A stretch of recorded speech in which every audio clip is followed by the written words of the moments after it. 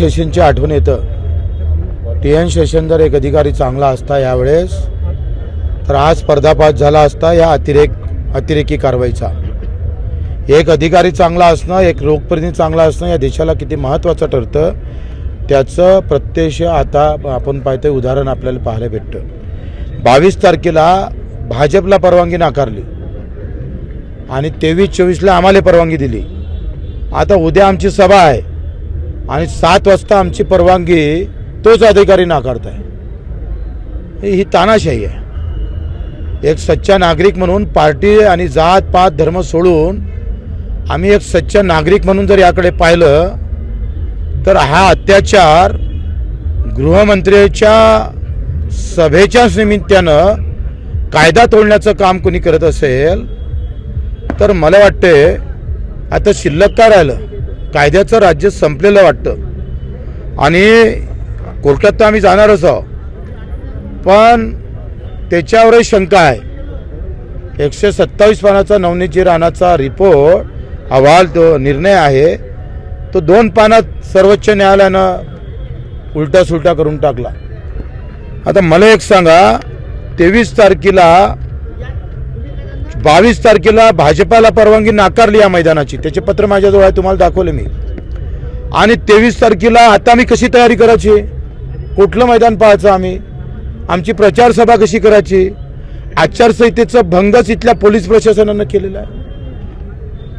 म्हणजे एखाद्याच्या घरात जाऊन त्याचा डाका टाकाचा, अख्खं मर्डर गिडर करून खून पात करून तोडताड करून घर पेटून त्याचा ताबा घ्यायचा, अशी ही घटना आहे। या घटनेला आता जनतेनं जबाब दिला पाहिजे।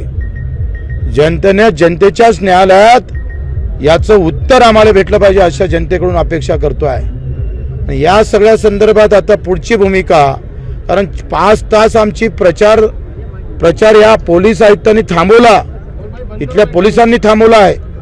हा आचारसंहितेचा भंग झालेला आहे। या सगळ्या संदर्भात सगळं पूर्ण आम्ही रेकॉर्डवर घेत आहोत आणि या सगळं आम्ही कोर्टात जाऊन याच्या विरोधात आम्ही लढणार आहोत।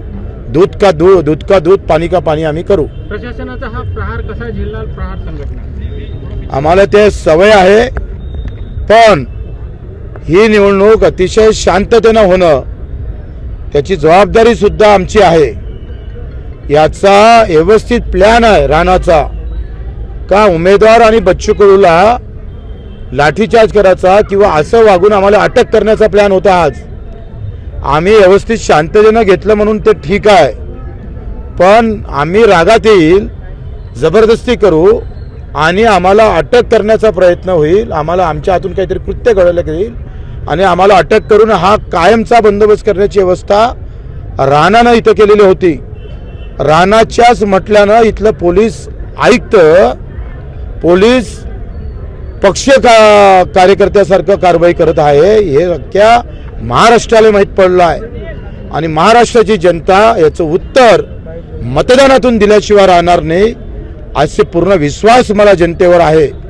आता आमच्या काही आंदोलक भूमिकेमुळे काही वाईट होऊ नये याचाही आम्ही विचार करतो आहे आणि देशाच्या मंत्र्याच्याच सभेमध्ये कायदा पायदळी तुळवला जात असेल तर न्याय कोणाकडे मागावं हे प्रश्न आता खरं तर अनुत्तरित आहे आणि मग त्यासाठी आम्ही जनतेसमोर जाऊ। थोड्या वेळात अर्धा एक तासामध्ये आम्ही कार्यकर्त्याची बैठक घेऊ आणि समोरचा निर्णय जाहीर करू।